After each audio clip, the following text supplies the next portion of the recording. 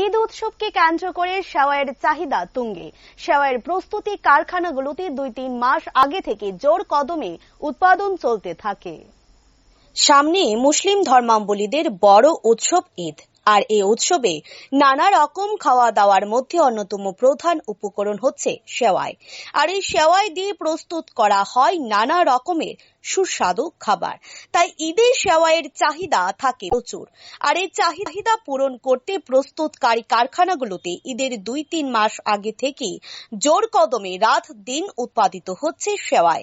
এবছর সেওয়াইয়ের চাহিদা অনেকটা বেশি বলে জানালেন এক কারখানা কর্মী।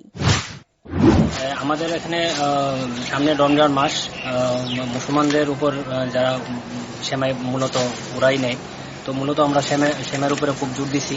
এখন আমরা বিভিন্ন সেমাই ভালোভাবে প্রোডাকশন করতেছি।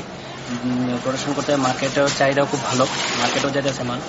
তো সেমাই মুসলমানরা খুব এটার উপরে ভালো নিছে, ভালো চলতেছে সেমাইটা। তো সেমাইয়ের পাশাপাশি আমরা অন্য আইটেমও করতেছি। চাউমিন আছে, আমাদের পাপড় আছে। তো ওরা খুব সেমাইটার উপরে এবার নিতেছে। সেমাইটা মূলত 1 মাস রমজান, তারপর ঈদ আছে।